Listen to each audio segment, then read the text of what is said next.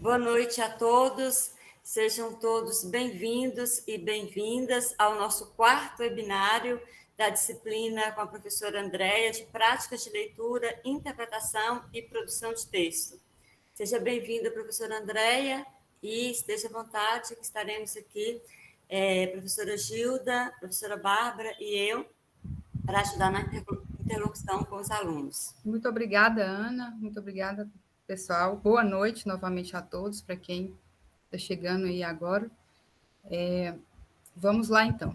Na aula passada, a gente começou a falar sobre o livro didático, sobre os parâmetros, né, para a gente poder avaliar o livro didático, e ficou faltando um pedacinho para a gente concluir essa questão sobre o livro didático. E ficou faltando, principalmente em relação aos gêneros textuais diversificados. Nós falamos que o centro do livro didático ele precisa ser os textos, né? Os textos que circulam socialmente, e esses textos eles vêm em gêneros, né? Relacionados aos gêneros textuais, né?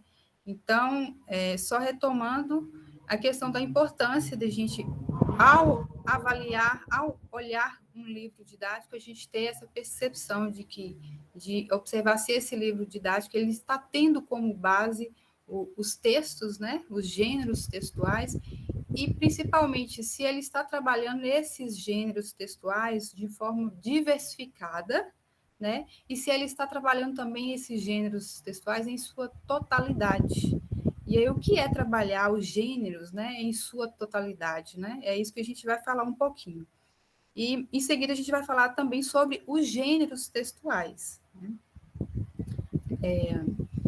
O que deve ser verificado sobre os gêneros textuais nos livros didáticos, né? Então, para que a gente consiga trabalhar o conceito completo aí do gênero e para que o aluno ele se torne, ele tenha aí um letramento, né, completo, quais são as coisas que a gente precisa observar, né? Então, o livro didático, ele orienta a produção do gênero adequado à situação, né?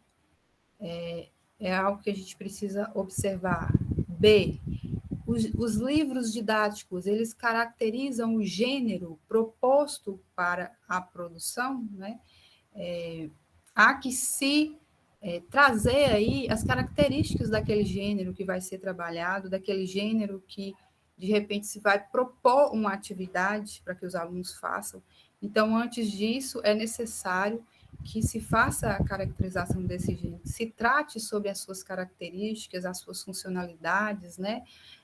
Qual é o seu destinatário, o seu interlocutor. C. Os livros didáticos, eles orientam o uso da linguagem adequada ao gênero. Então, a gente sabe que existem gêneros que, os gêneros, a depender do gênero, ele exige uma determinada linguagem, seja ela formal ou informal.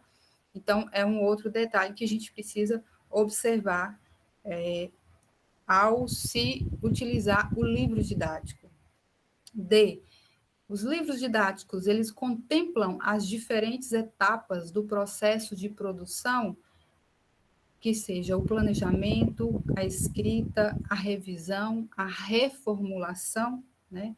Ao se trabalhar ao se trabalhar os gêneros textuais, há que se pensar em mostrar para o aluno a funcionalidade desse gênero, as características desse gênero, e no momento de produção, né, no momento de prática do aluno em relação a esse gênero, é necessário que se oriente, né, que haja uma orientação adequada para que ele faça essa produção, né? É importante que ele faça um planejamento, né? Como que eu vou fazer, né? Executar essa atividade.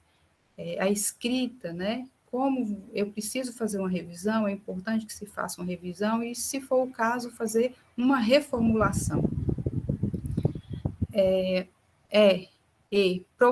O livro didático, eles propõem temas pertinentes à formação cultural dos alunos do ensino médio, né? F, Os livros didáticos, eles situam a escrita em seu universo de uso social, definindo as condições de produção textual, a esfera, suporte, interlocutores, etc. Então, como nós falamos sobre a questão do universo social, né, de uso social dos alunos, é importante a gente observar nesses textos disponibilizados nos livros didáticos, nesses gêneros, se esses gêneros eles estão adequados às situações comunicativas sociais que são próprias dos nossos alunos. E aí a gente vai falar disso um pouquinho mais à frente sobre os gêneros digitais, né? Que é uma realidade aí presente, principalmente no universo dos nossos alunos e da nossa realidade também. E a gente precisa observar se esses novos gêneros que são inerentes à nossa prática social, na linguagem social, se eles estão presentes, né, nesses livros didáticos. G. Os livros didáticos, eles tratam a escrita como um processo de interlocução, levando o aluno a compreender que se trata de um diálogo entre autor, texto e leitor.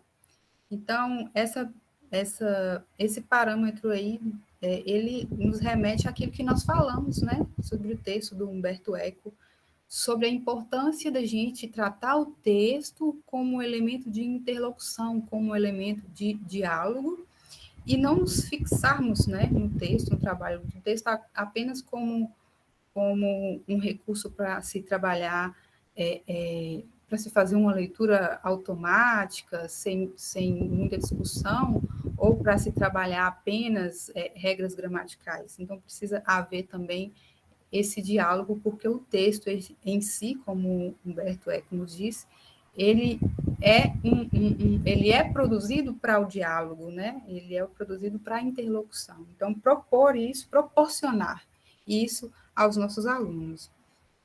Eu trouxe um exemplo aqui, esse exemplo está em um daqueles artigos disponibilizados, né, na semana 3, e o exemplo ele diz o seguinte: vocês vão ver que nesse exemplo ele traz aí, né, um exemplo de atividade prática proposta para os alunos, e ele traz aí todas essas nuances aí do que precisa ter, né, numa atividade, para que o aluno, né, consiga aí aprender e compreender os gêneros em sua totalidade.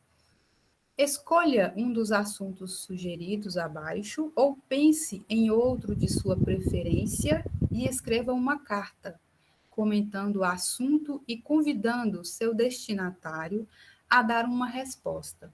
Assuntos sugeridos: livros, revistas, filmes preferidos, jogos de computador ou hobbies, trabalho voluntário, viagens e lazer, esportes e campeonatos. Siga as instruções. Aí ela vai passar as instruções, né? A primeira instrução: antes de iniciar sua produção de texto, pense no seu interlocutor. B. Empregue uma variedade linguística adequada a seu interlocutor, isto é, que leve em conta a idade dele, o grau de intimidade existente entre vocês. Então, eu destaquei aí a variedade linguística adequada ao seu interlocutor, que é um dos elementos importantes, né, que a gente precisa levar o aluno a refletir a partir daquele texto que se está trabalhando, levar ele a refletir, ou a partir daquela produção que ele vai fazer, né? A proposta foi uma carta, então qual que é a linguagem adequada? E aí precisa se pensar no interlocutor. Letra... Onde que eu parei aqui? E quando terminar seu texto, realize uma revisão cuidadosa. Seguindo as orientações do boxe, avalie sua carta pessoal. Se necessário, refaça o texto. Então, essa revisão aí, ela nos remete aquelas estratégias de leitura que a Isabel Solé nos diz, né, que nós falamos sobre a questão das etapas de verificação, né? Quando você faz a leitura de um texto, ou quando você, no processo de produção, você precisa ter essa etapa de verificação, né? Que é que você fazer a revisão, a análise e, se necessário, fazer alterações. D. Preencha o envelope com o nome e endereço completos do destinatário e do remetente. Cole o selo. Depois envie sua carta seguindo as orientações do professor e aguarde a resposta. Observe que quando, na orientação da atividade, né, se coloca nome e endereço completos do destinatário, do remetente, e ainda cole o selo, aqui já está dando informações sobre a característica do gênero carta, né? Então, na própria execução, no momento de execução do aluno, ele já vai identificar, ele já vai conhecer, né? E aplicar, né? Aquelas características que são inerentes àquele gênero. E aí ela coloca mais uma complementação, né? Avalie sua carta pessoal. Leia sua carta e observe se você colocou o local, a data e o vocativo. Se há assunto, uma despedida amigável e assinatura. Embora as cartas pessoais possam ser informais, verifique se a linguagem está adequada ao seu interlocutor e à situação. Quanto ao envelope, observe se os dados do destinatário e do remetente estão completos. Então, foi disponibilizado, né, nesse exemplo desse livro didático analisado, o livro didático 2 de 2005, e aí, na explicação sobre a atividade, foram inseridas aí todas as informações referentes a esse gênero, né, como se estrutura e como se faz. Então, na própria prática, o aluno ele vai ter aí a oportunidade de trabalhar esse gênero e conseguir aprender aí as suas características, as suas especificidades. Alguém levantou a mão, pessoal? Daniel, evangelista, levantou a mão, e um comentário de Cássia diz que hoje o filho dela perguntou o que é selo. Sheila disse que iniciou hoje o trabalho com gênero textuais, e Luiz e Rosa também. Que legal. Daniel levantou a mão. Pode falar, Daniel. Boa noite. Boa noite. Esses livros didáticos, né, a gente vê, eu estava fazendo um estudo aqui mesmo, né, para uma atividade, e é muito interessante que os livros antigos, né, igual o autor lá coloca, o autor, esqueci o nome do autor lá do vídeo, ele fala que, né, antigamente os livros, né, que os livros eram só para decoreba, né, ainda bem que eles evoluíram bastante, né? Que hoje leva o aluno a ter uma visão crítica da realidade, né, do mundo. Então, ele fala até daquela questão a dicotomia, né, e a questão da educar e educere. Então, é muito interessante a gente avaliar um livro, né, na hora de for escolher o livro, olhar as questões das interpretações dos gêneros textuais, que é importante, que está de acordo com a realidade do aluno também. Porque a gente recebeu alguns livros aqui na escola, outros, teve um ano aí, que não tinha nada a ver com a realidade dos alunos. Então, às vezes, é complicado e tem que ter esse cuidado na hora de escolher os livros. Exatamente, Daniel. Exatamente, é verdade.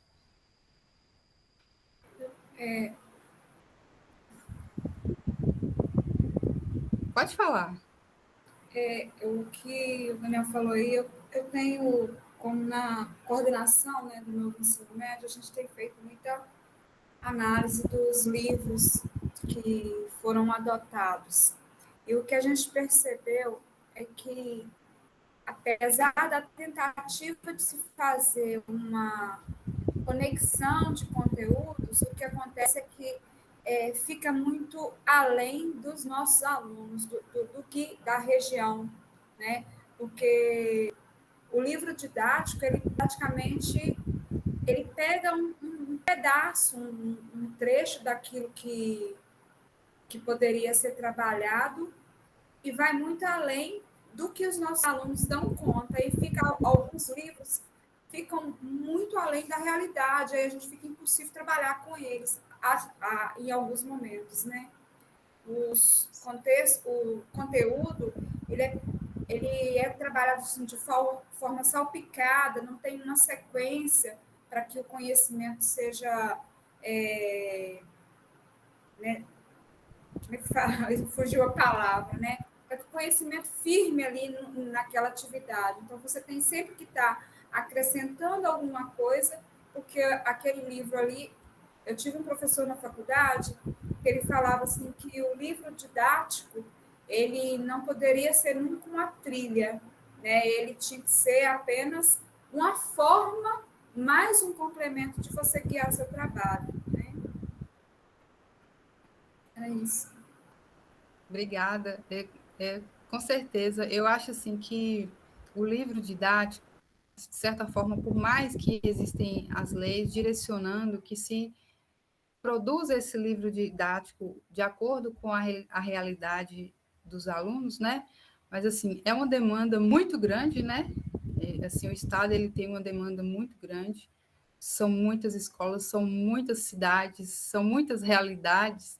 E eu acredito que isso seja feito na medida do possível, né? Porque senão teria que ser um livro didático assim bem específico, né, para aquela localidade, um livro que deveria ser feito com antecedência, uma análise do local, da cidade, da região, para assim então implementar um livro adequado. E assim, na maioria das vezes, na verdade, o que o Estado ele propõe para a escola são modelos, alguns modelos que a escola pode olhar, né, pode avaliar e escolher aquele que seja mais adequado para aquela escola, para aquele público em específico.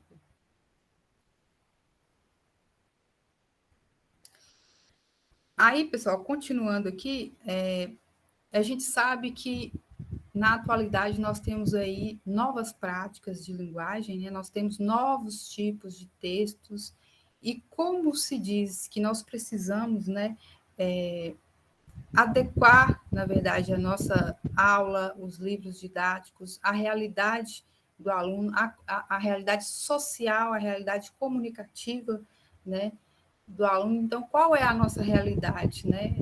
Qual é a realidade desses alunos e, de certa forma, a nossa também, né? Que a gente vai falar também mais à frente sobre os gêneros digitais. Então, são textos, são novas práticas de linguagens que estão aí no campo da internet, né? Das mídias digitais. Nós temos aí nas mensagens de texto, nós temos mensagens instantâneas, jogos online, que é uma prática aí muito grande entre os alunos, né? Os blogs, mecanismos de busca, websites, e-mails, vídeo digital, música, imagens, podcast. Então, esses elementos, essas novas práticas de linguagem, são recursos que a gente precisa implementar em sala de aula, que é importante que se tenha no livro didático, para que a gente torne esses alunos letrados digitalmente, vamos dizer assim, né? Uma sala de aula de letramento para o futuro deve envolver a integração efetiva do letramento impresso e o letramento digital. Então, o letramento digital ele não implica, né, que se abandone, né, que se deixe para trás o letramento impresso. Então, são elementos que se complementam aí. A gente deve utilizar complementando. Uma tecnologia não descarta o uso da outra, né? Então, apesar de a gente estar aí no auge das linguagens digitais, né, há ainda o espaço para as outras linguagens, né? Os gêneros tradicionais, né, ainda deve ser utilizado, que ainda é utilizado, né? Essa semana eu tive uma experiência com uma amiga que ela recebeu uma nomeação e ela recebeu as orientações via o quê? Correios, carta. Então, é algo ainda que se utiliza e que a gente precisa também trabalhar isso com os alunos. Como estão os livros didáticos mais recentes em relação à inserção dos gêneros digitais, né?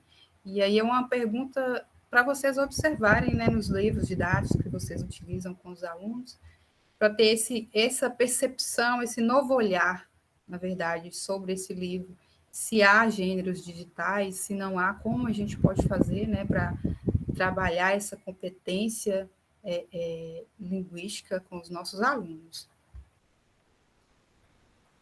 O próximo tema é sobre os diversos gêneros textuais. Então, a elaboração de práticas de leitura, interpretação e produção de texto para a educação básica, os diversos gêneros textuais. Aí eu priorizei sobre esses gêneros textuais os gêneros digitais. Será que nós já dominamos os gêneros digitais? Por que utilizá-los na aula de português? Né? Essa segunda pergunta eu acho que já foi, de certa forma, respondida, né? A gente sabe que os gêneros digitais, essas novas linguagens, elas são uma realidade, então a gente precisa capacitar, formar os nossos alunos para que eles estejam habilitados para utilizar, né, esses novos gêneros. Pode falar. Foi Alguém levantou a Regina? mão? Pode falar, Regina. Na verdade, para essa primeira pergunta, se a gente já domina, a gente está aprendendo sobre o gênero. Dominar está muito distante da realidade. Nessa atividade mesmo aplicada, eu gostei demais. Eu demorei muito para fazer, mas eu gostei porque eu pesquisei tanto e aprendi. E descobri até que minha filha sabe fazer essas coisas não porque ela aprendeu na escola, mas porque ela aprendeu mexendo na internet. Eu falei assim, por que você não me ensina, não fala comigo? Então, acho que dominar está distante ainda, não sei os colegas aí. Eu estou mesmo aprendendo. Regina, obrigada pela colaboração. As crianças, elas já aprendem na prática, né? Elas já têm ali aquele contato direto. Mas, assim, a gente não pode nem se culpar também pelo fato de não dominar ainda, porque é tudo muito recente, na verdade, né? Os gêneros digitais é algo que ainda está em estudo, em análise, então é algo que a gente vai aprendendo aí ao longo das nossas práticas e com os nossos filhos também, né, que nos ensinam muito. Falando um pouquinho sobre o texto multimodal ou que a gente denomina de texto semiótico, né? O que é o texto multimodal? É basicamente a associação de textos escritos com textos imagéticos. Mas o texto multimodal, ele vai além disso. Pode haver textos, e isso foi proporcionado pela tecnologia, né? Pode haver textos que têm a junção, né, de textos escritos, imagem, pode haver aí música, né? Música, vídeo, pode haver também GIFs, né? Emojis. Então, tem todo um recurso aí das tecnologias que podem ser utilizados e aí isso torna o texto que a gente denomina de multimodal, né? Alguns exemplos de textos multimodais, nós temos os infográficos, né? As tirinhas, as charges, os cartoons, anúncios publicitários e as propagandas. São alguns exemplos, né? Os textos multimodais, a gente pode dizer que os gêneros tradicionais, eles não eram textos multimodais?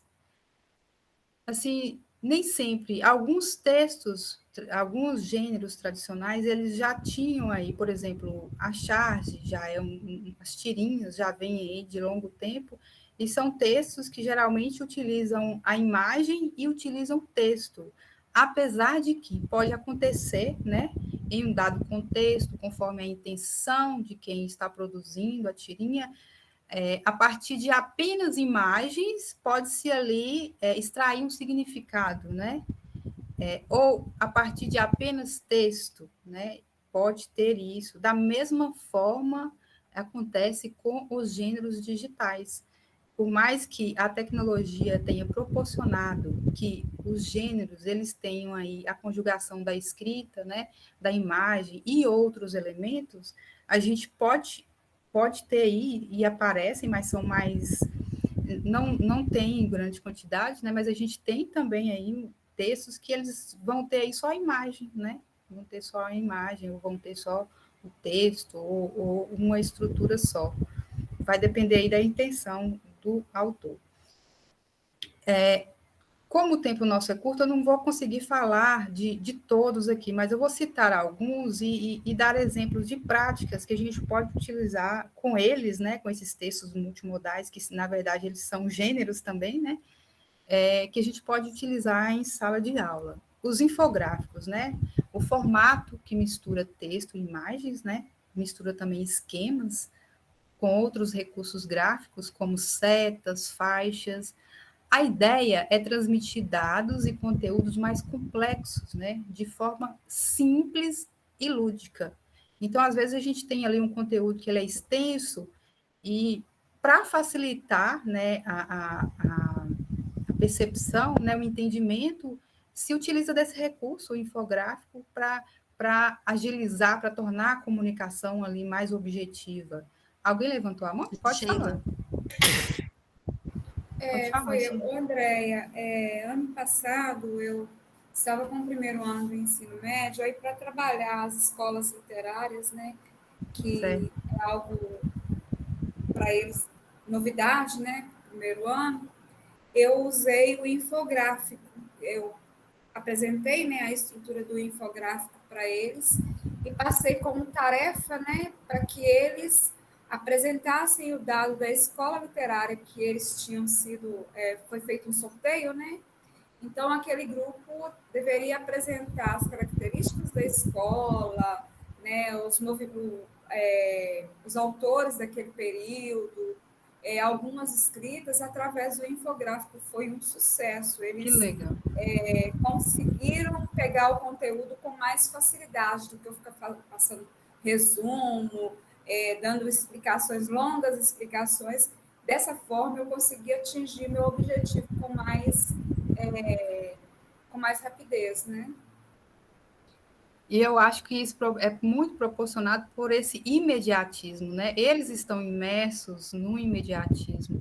Então, quanto mais a gente propor algo que é mais assim objetivo, mais dinâmico, mais prático, eu acho que assim o melhor resultado a gente vai ter. A gente tem. E o infográfico ele é ótimo para isso, para trabalhar isso. Ele pode ser constituído por textos, quadros, né? Na verdade, o infográfico ele engloba todos esses elementos. Ele pode ter essa constituição, ele pode ser um quadro, pode ter legendas, pode ser formado por mapas, números, ícones, ilustrações, fotografias, fundos e tabelas, etc., com o objetivo de transmitir as informações. Aí eu trouxe um exemplo aqui, que ele é um exemplo que ele está mais no âmbito do humor, que é esse aqui, ó. Como é distribuído aquele salgadinho de milho, chips, pelo seu corpo no momento do consumo? 35% fica colado em seus dentes. Se a pessoa usa aparelho, esse valor sobe para 50%. 10% vira farelo e é desperdiçado. 15% fica colado em seus dedos. Desse total, 8% ficará colado em seus dentes, depois que você chupar os dedos na tentativa de limpá-los. 40% desce para seu estômago. Então, ele é um infográfico que ele traz aí uma ideia de humor, que é algo que atrai os alunos, é algo próximo da linguagem deles, das experiências deles. Então, assim, para se iniciar o trabalho sobre o gênero infográfico, é interessante que se faça uma abertura com algo assim mais lúdico, mais voltado para o campo do humor, mas que não se perca também a importância de levar para eles outros modelos de infográficos e demonstrando a importância desses infográficos no dia a dia, o quanto isso pode ser importante na vida deles mais à frente, né, no dia a dia. Porque o infográfico, ele pode, por exemplo, ser utilizado por uma equipe médica, se uma equipe médica tem aí uma cirurgia preparada, né? E aí pode-se, entre essa equipe, né, montar um infográfico, uma estrutura que torne melhor o entendimento para aquela equipe, para preparar, né, o momento daquela cirurgia. O infográfico ele é muito utilizado também no meio acadêmico, né, quando os alunos eles fazem ali uma pesquisa, eles precisam apresentar os dados daquela pesquisa de forma mais sintetizada e apresentar na faculdade. Então, são os momentos de realização, né? Então, para que eu vou aprender? Eles podem me perguntar, para que eu preciso aprender isso, né? Então, a gente trazer exemplos de realidades que eles vão poder utilizar. Ou também em uma empresa, se eles vão trabalhar em uma empresa, por exemplo, e a empresa solicita que se faça algum levantamento sobre os gastos da empresa, pode-se também utilizar um infográfico. Então, são muitas situações comunicativas em que o infográfico ele é muito importante. Pode falar, quem levantou a mão. Alex? O André e colegas, o infográfico, além de todas dessa clareza, né, que você comentou, permite desenvolver uma interdisciplinaridade entre matemática, biologia, enfim, várias disciplinas. Então, uma experiência interessante que às vezes a gente faz na escola é o professor de matemática desenvolver a parte de cálculo do infográfico e os alunos desenvolverem a parte analítica dele em língua portuguesa. E aí a gente desenvolve uma tarefa em conjunto que faz sentido para as duas matérias, né? O aluno se sente interessado pelo assunto e a gente consegue trabalhar de modo interdisciplinar. Então, isso é bem interessante. Com certeza, Alex. Agrega bastante aí essa conjunção, agrega bastante. Para eles perceberem que não, assim, em todas as disciplinas, né, tem conteúdos que dão para utilizar um infográfico. Uma sugestão de atividade também, em conjunto com os gêneros digitais, seria, por exemplo, solicitarem a eles que façam um infográfico, por exemplo, do dia a dia, né? Das ações que eles fazem no dia a dia, assim, desde que acordam até o momento que vão dormir, o que eles fazem? Quais são as tarefas, né? E propor, por exemplo, para um gênero digital, que eles construam esse infográfico e postem, por exemplo, numa rede social, ou, por exemplo, imagine, hoje a realidade é a realidade dos blogueiros, né? Solicitar a eles que imaginem que eles sejam blogueiros e eles precisam compartilhar isso nas redes sociais, né?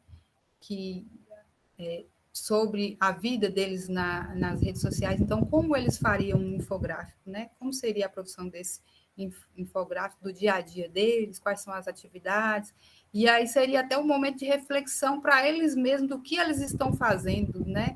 Desde que acordam até quando vão dormir, o que eles estão executando, né? Quais são as tarefas, as responsabilidades deles. É uma sugestão. E algumas perguntas, eu coloquei aqui algumas perguntas que são interessantes se fazer ou se propor para os alunos no intuito de eles conhecerem o gênero, para que eles entendam o gênero em sua totalidade. E aí essas perguntas aqui, elas valem para qualquer gênero, sempre que se for trabalhar um gênero, se vocês quiserem utilizar, elas ajudam bastante. A1. Quem é o provável leitor do infográfico? Aí vai depender da estrutura do infográfico que vocês forem trabalhar com ele, né? Cada um pode ter um objetivo, né? Pode ter um destinatário. Então, quem é o provável leitor desse infográfico? Isso aí, até para quando eles forem produzir, eles podem se utilizar dessas perguntas, que vai facilitar esse encaminhamento aí da produção. 2, com que finalidade os leitores lerão o infográfico? Eles vão ler para quê, né? 3. As informações presentes no infográfico foram divulgadas por quem? Né? 4. O infográfico é um recurso usado em jornais, revistas, textos educativos e científicos. Qual é a função desse recurso que usa imagens e texto para apresentar o conteúdo ao leitor? Né? Qual a função que ele exerce? 5. Que tipo de informação principal esse texto apresenta ao leitor? Então, aí é fazendo aquela verificação do texto, aquelas inferências, porque até o próprio infográfico, né, ele pode ser feito isso também, fazer a leitura das informações e trazer discussões também aí, que vão para além do infográfico. Esse infográfico aqui, por exemplo, pode aí se discutir sobre a questão da qualidade da alimentação, né? Pode tratar sobre isso com eles. Aí vem as tirinhas, né? As tirinhas, elas conjugam também, são um texto multimodal, em regra, né? Na maioria das vezes, possui um caráter popular e atemporal, né? A principal característica é o humor. É um gênero curto, geralmente com 1, 2, 3 ou 4 quadrinhos. A gente vai ver que a tirinha, ela vai se diferenciar da charge por essa característica atemporal. A tirinha, ela trata sobre situações, sobre questões sociais, e assim, não importa o tempo que você tenha acesso a ela, como são questões sociais inerentes, né, a nós, então, não importa o tempo, você vai conseguir fazer as inferências em relação àquela tirinha. Olha o exemplo. Como foram minhas férias? Fiz vários amigos, corri pelo campo, joguei futebol, viajei todo mundo, escalei montanhas, ganhei prêmios. E tudo isso no mesmo videogame. Então, é uma tirinha, assim, bem atual, né? Se a gente leva, eu acredito que hoje em dia a realidade dos jovens é a internet, são os jogos, né? Então, é algo que eles se identificam. Charge é um texto de humor que aborda algum fato ou tema ligado ao noticiário. Trabalha em geral com figuras reais representadas de forma caricata, principalmente políticos. Conjuga texto e imagem. Trata de temas atuais. Então, são temas relacionados ao noticiário, a políticas, na maioria das vezes. Olha o exemplo. Detesto entregar carnê de IPTU. Os cartoons. Este gênero, ele conjuga texto e imagem, então é um outro exemplo aí do texto multimodal. É uma sátira a questões sociais de forma atemporal também e universal. E ele leva o leitor a refletir sobre o cotidiano. O que diferencia da charge o que o diferencia da charge é que sua contextualização se dá pela experiência do próprio leitor em relação aos comportamentos comuns de pessoas e grupos sociais. As personagens presentes nesse gênero remetem à coletividade e não a uma personalidade ou figura pública específica. Então, esses 3 gêneros aqui, eu vou voltar aqui na listagem, só para mostrar para vocês. As tirinhas, as charges e os cartoons, eles são ótimos para serem trabalhados em conjunto, para mostrar para os alunos a diferença, porque às vezes a diferença ela é bem pequena, às vezes pode se confundir, tratar da diferença entre esses 3 gêneros, inclusive também em relação ao meme, às vezes pode se confundir a estrutura do meme com a estrutura desses 3 aí, né, as tirinhas, charges e cartoons. Então, eu acho que é uma boa para se trabalhar também com eles essa questão das diferenças, para eles conseguirem identificar, né, melhor o gênero, né. Também os anúncios publicitários e as propagandas, né, que tem aí uma diferença, é bom se trabalhar em conjunto também, demonstrando para eles quais são as especificidades de cada um.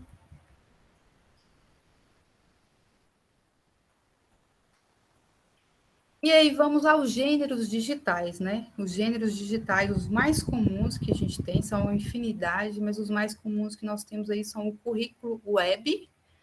O currículo web, na verdade, é vamos dizer assim, é um novo currículo. Antes a gente tinha aquele currículo de papel, né, que a gente entregava nas empresas, saía, batia perna entregando nas empresas, e hoje nós temos o currículo web, e ele é materializado no LinkedIn. Nós temos o LinkedIn, né, que é um aplicativo, uma plataforma, uma rede social, que ele faz essa função do currículo, e a gente tem também a plataforma Lattes, né, que faz essa função. Outro dia eu vi um comentário, eu não tenho certeza se foi, acredito que foi no Facebook. Aí a pessoa fez um comentário em uma postagem, a postagem falava sobre uma oportunidade de emprego. E aí a pessoa fez um comentário e digitou assim, colocou assim: infelizmente, agora está muito difícil encontrar emprego, porque as empresas elas não estão mais recebendo currículos, né, em papel. E aí eu observei o seguinte, que o que dá para a gente perceber com isso? É uma pessoa que está na rede social, ela já consegue interagir com os gêneros digitais, né, porque conseguiu ali produzir um comentário, colocar um comentário em relação a uma publicação, mas ainda há dificuldades em se identificar os gêneros digitais. Vê-se que ela ainda não conhece, não sabe ainda, não tem ainda o conhecimento de que há gêneros gêneros digitais voltados para o currículo de papel, né? Que isso pode ser feito na própria rede social. Então, assim, é uma realidade, é um exemplo, mas é uma realidade, assim, que pode ter com os nossos alunos. Às vezes tem alguns gêneros digitais que eles conhecem, mas tem outros que eles não fazem nem ideia, né? Então, é importante a gente trabalhar isso com eles. Tem também o e-mail, que é muito utilizado, principalmente profissionalmente, né? O e-mail, ele veio, de certa forma, não em substituição, porque a gente utiliza muito as cartas, mas ele é uma alternativa, né, no meio digital para as cartas, né, no e-mail. Nós temos aí os chats também, os chats, eles são... a gente tem aí diversos canais, diversas redes sociais que se utilizam desses chats, que é aquela conversa informal do dia a dia, né? Nós temos aí as mensageiras do Facebook, nós temos mensageiras no Instagram, a própria mensageira na nossa plataforma de estudo. Então, são vários canais que se utilizam desse gênero, que são os chats. Temos também o podcast ele surge com muita semelhança ao rádio, né? Como se fosse uma nova forma de produção do rádio em si, mas geralmente os podcasts eles são entrevistas, né? São entrevistas que ficam gravadas e disponibilizadas nas redes, principalmente no YouTube, né? Temos aí também o blog, temos as postagens a gente denomina de Facebook, Instagram, Twitter e YouTube. E aqui vale falar um pouquinho sobre a questão do gênero e do suporte. Há ainda uma discussão muito grande sobre essa diferença, né, entre gênero e o suporte do gênero, porque o suporte do gênero ele é o veículo, né, vamos dizer assim, ele é o veículo que leva aquele texto, aquele gênero em específico, e há uma discussão muito grande em se saber se pode se diferenciar, se sempre a gente consegue diferenciar gênero de suporte, ou se, de certa forma, em muitos momentos, é o que a gente vê, eles estão interligados. Em muitos momentos, o suporte ele é o próprio gênero, E é o caso do Facebook, do Instagram, do Twitter. Por quê? Olha só, essas redes sociais, o Facebook, Instagram e Twitter, eles são gêneros digitais, né? Por que eles são gêneros digitais? Porque eles têm características específicas, têm objetivos específicos. O Facebook, por exemplo, ele se assemelha muito a um diário, mas é um diário, vamos dizer assim, compartilhado, né? Um diário público, em que a pessoa ela posta ali as suas perspectivas, seus pensamentos, né? Compartilha ali as suas ideias, o seu dia a dia. Então, por essas características, a gente tem aí um gênero textual. Mas, em contrapartida, o Facebook, ele é um veiculador, né? Ele é um suporte de gêneros textuais. Por quê? Quando você passa o feed lá do Facebook, você encontra lá outros gêneros digitais, como o meme, que a gente vai falar posteriormente. A gente tem meme, a gente tem propagandas, porque tanto o Facebook como o Instagram e outras redes são redes sociais utilizadas também por empresas, e as empresas veiculam propagandas nessas redes sociais. Então, o Facebook ele surge como um gênero digital, mas em si, dentro da sua própria estrutura, nós temos ali a circulação de diversos outros gêneros, sejam gêneros tradicionais que estão ali na rede, né, gêneros digitais. E, da mesma forma, o Instagram. Mas o Instagram, ele tem uma especificidade, né? O Instagram, ele é mais voltado para a imagem, né? A predominância dele é a veiculação de imagens. Mas aí a circulação também de memes, né? A circulação de propagandas, entre outros gêneros. Nós temos também o Twitter. O Twitter, ele é um gênero, e ele é uma rede social muito interessante para se trabalhar a síntese textual, para se ensinar o aluno a como fazer um resumo, uma síntese de um texto, porque o Twitter, ele permite que você, antes acho que eram 140 caracteres, né? Agora me parece que aumentou para 280 caracteres. Então, solicitar aos alunos que leiam um texto e, a partir disso, produza um conteúdo para o Twitter, né, de certa forma, está ensinando esse aluno a como fazer uma síntese de um texto. E aí nós temos o YouTube também, que é a veiculação aí de vídeos, né, predominantemente a veiculação de vídeos, então são todos gêneros textuais. Temos também o meme, né, e aí o que diferencia o meme daqueles outros gêneros tradicionais, né? A charge, o cartoon, as tirinhas. Os memes, ele é um gênero que ele tem assim a capacidade de viralizar, vamos dizer assim, que é a linguagem mesmo da internet. Ele tem uma ampla divulgação. Então, se surge um meme ali em relação à informação, geralmente as informações dos memes são conteúdos corriqueiros, conteúdos do dia a dia mesmo. Ele tem uma capacidade muito grande de circular, né? Circular. Diferente dos outros, por exemplo, a charge e o cartoon, eles são gêneros, né? Jornalísticos. Então, em tese, apesar que eles circulam também nas redes, mas com menor intensidade, mas, assim, no seu início, eram gêneros que eram, assim, comumente veiculados em jornais, né? Jornais impressos. E o meme não. O meme, ele é disseminado, ele está ali sendo produzido e reproduzido nas redes sociais. Então, ele tem essa característica, né? A velocidade no compartilhamento, né? E a quantidade também, né? É massivo esse compartilhamento.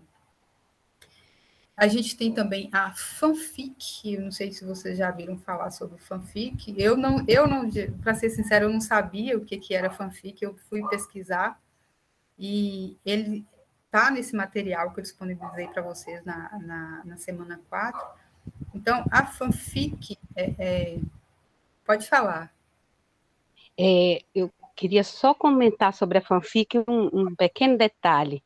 Eu também não conhecia, e como ele estava no planejamento, né, eu resolvi trabalhar com os alunos. A princípio, eu achei que ia ser um fiasco, porque eu achava assim, nossa, uma coisa nova, ninguém está sabendo, os meninos não conhecem, vai ser tudo novo. E a experiência foi totalmente o contrário. Quando eu cheguei na minha sala e coloquei eles para fazer o fanfic, gente, eles amaram, eles pegaram a ideia, e colocaram aquilo ali para fazer, e assim, teve cada texto melhor que o outro. E eles apresentaram, foi muito bacana. Mas eu queria compartilhar que eu também não sabia. Obrigada, que legal. Mas eu tive também essa sensação, falei, gente, esse nome não é comum para mim, e será que as pessoas estão conectadas, estão sabendo disso, os jovens, né? E eu perguntei para alguns e eles conhecem, eles sabem, né?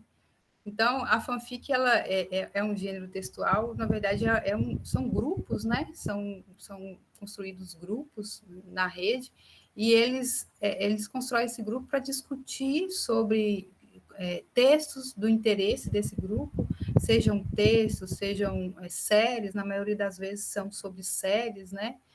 E eles são, por exemplo, assim, às vezes, eles assistem a uma série ou assistem a algum filme, são fãs, gostam muito daquele filme, daquela série, daquele livro, e às vezes eles não concordam, é um exemplo, às vezes eles não concordam com o final daquela série, não concordam com o final dado aquele filme. E aí eles constroem essa fanfic, eles produzem, né, um texto, um final da maneira que eles querem para aquele filme, mas isso é feito tudo por hobby mesmo, por diversão, mesmo porque se eles fizerem por outro motivo, seja para venda, alguma coisa, tem a questão dos direitos autorais, né? Então é mesmo por gostar e produzir isso. Pode falar. Ô, Andréia, eu sempre pensei, eu sempre interpretei, talvez eu não esteja muito longe disso, que fanfic fosse assim, uma grande mentira, sabe? Tipo assim, nossa, como é que você cai numa fanfic dessa? Como é que vocês acreditam num troço desse, sabe? Sempre imaginei que pudesse vir por aí, por esse lado. Meio que fantasia e ficção, como o próprio nome indica. Sim, sim. Assim, leva até essa interpretação também. Mas, na verdade, é isso mesmo, é ficção, sabe? Eles produzem um texto a partir daqueles textos daquele livro, daquela série que eles assistiram, né? Eles constroem mesmo uma ficção, né? Inclusive, os autores, às vezes os autores, eles compram a ideia deles e às vezes até compartilham, né? E alguns não compram a ideia, mas o intuito da fanfic é isso, é mais esse compartilhamento daquele gênero de interesse deles, né? Seja série, vídeos, filmes, né? Texto. E aí há essa construção, né? Da ficção mesmo, a partir desse texto, né? A construção de uma outra história, né? A partir desse texto. Aí a gente vai ter aí, por último, como exemplo, as fake news, né, que também são gêneros textuais, é um gênero textual que é um problema da internet, né, do meio digital, que é importantíssimo, né, a gente trabalhar com... Andréia, tem duas pessoas na fila também, tá? Andressa e Elísia. Ah, pode falar, Andressa.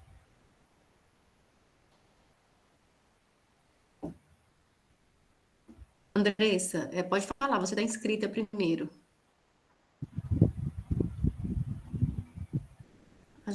Então, pode falar, Elísia.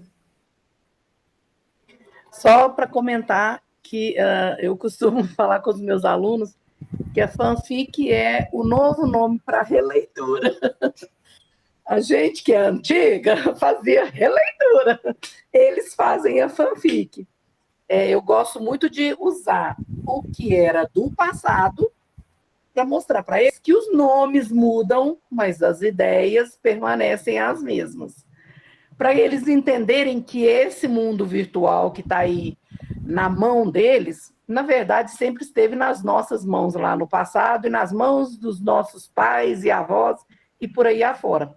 Porque eles ficam achando que eles são atualíssimos, que nós somos antigos, que nós não temos... Professora, a senhora não sabe de nada. Meu querido, quem não anda sabendo de nada é você.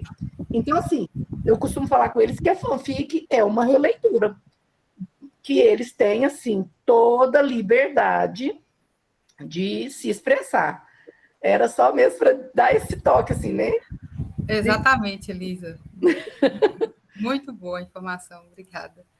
É exatamente isso. São releituras, novos nomes, né? Mas as práticas, de certa forma, são em outra veiculação, né, digital, mas as práticas é igual o exemplo do podcast, né? E que ele é uma releitura do rádio, né, em si.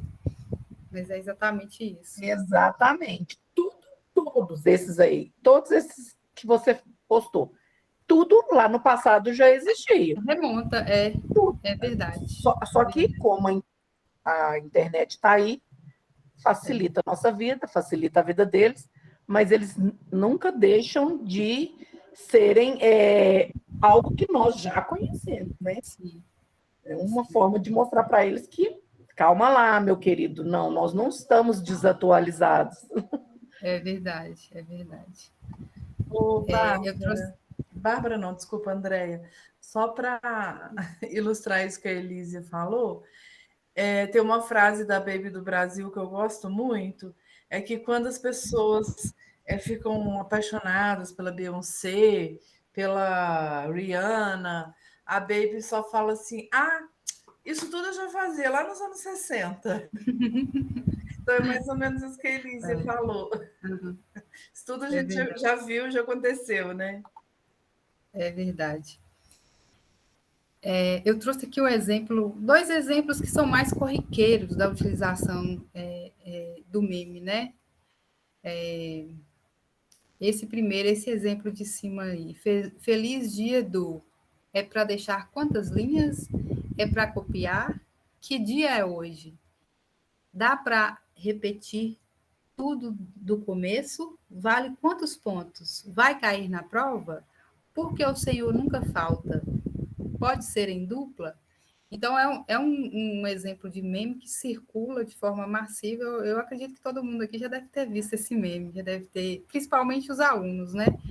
E os memes, eles circulam também a partir do que se está sendo comentado, do que se está sendo falado naquela época, naquela situação, né? Tem aquele momento comunicativo. Ou outro aqui. Quando o professor fala que vai ter prova, mas é com consulta. Então, esse segundo meme e essa estrutura, se vocês forem observar, se a gente observar, ela é utilizada para diversas outras linguagens, né? Assim, diversos outros momentos, a imagem, essa ideia aí do humor, né?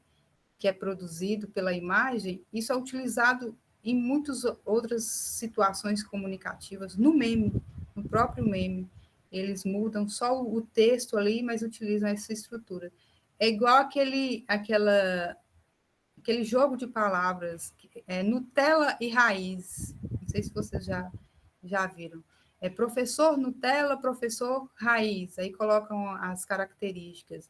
E aí eles vão difundindo isso para tudo. Eles colocam namoro Nutella, namoro raiz, né? Médico Nutella, médico raiz. E assim, uma infinidade de situações que eles replicam, é só mesmo para vocês perceberem a característica, né? De como eles se replicam com as mesmas características. Aí eu trouxe aqui 3 exemplos de atividades que pode se utilizar os gêneros digitais e os gêneros tradicionais. Professora Andréia, agora já são 8h09, 8h10 já começa a outra disciplina, né, Ana? Exatamente. Acho que podemos caminhar para o podemos... final. Mas como a próxima atividade é bem prática, acho que bem interessante, vamos aí uns 3 minutinhos, Andréia? São só 3, vai ser bem rapidinho. Tá. A proposta, um post no feed do Facebook. A partir de um livro trabalhado em sala de aula, pode ser um gênero tradicional, né? Peça para que os alunos transformem coletivamente o livro lido ou um trecho do livro em um feed de notícias do Facebook. Nessa proposta de atividade, que envolve leitura e produção, eles podem adicionar desenho, balões de falas, links compartilhados, emojis, ou seja, todos os recursos chamados multimodais que as redes sociais oferecem. Então, às vezes, pode ser que tenha aluno que não tenha rede social, mas pode-se pedir para eles simularem, né, no papel mesmo, no texto, como que eles podem construir, se fosse para eles postarem nas redes sociais. Né? O segundo, debate em podcast.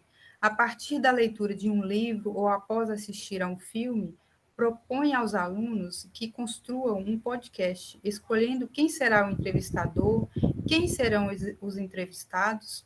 Pode-se pensar em improvisar um cenário parecido com os podcasts da internet. Posteriormente, poderão elaborar as perguntas a serem feitas. É uma atividade para melhorar a leitura, a escrita e também a linguagem oral. E o último, perfil no Instagram. Cada um pode escolher um personagem do livro, de um livro lido, né, ou de repente de um filme também, e criar um perfil no Instagram a partir desse personagem escolhido, representando esse personagem, adicionando fotos, pensamentos, relatos sobre a história, tudo a partir de imagens, textos e outros recursos digitais. Isso pode ser feito tanto na rede social ou em uma folha de papel. É uma atividade para melhorar a leitura e a escrita, muito bem aceita e divertida.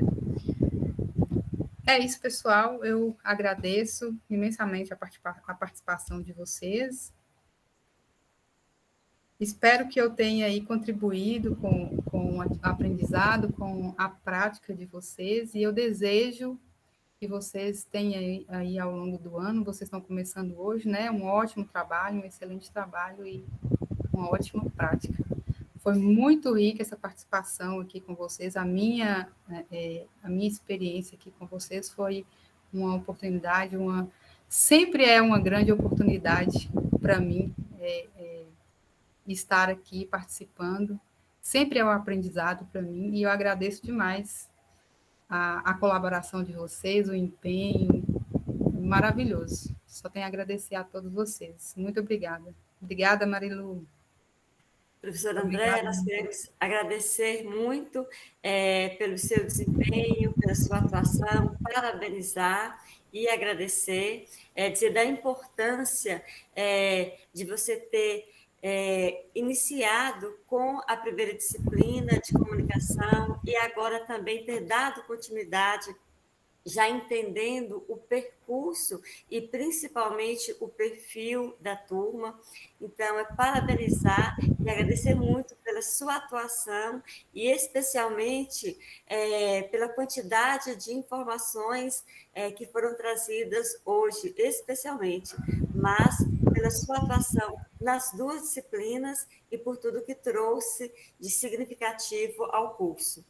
Muito obrigada, Ana. Eu agradeço demais também a sua ajuda, a sua colaboração, sempre que a gente precisa, viu? Foi muito bom.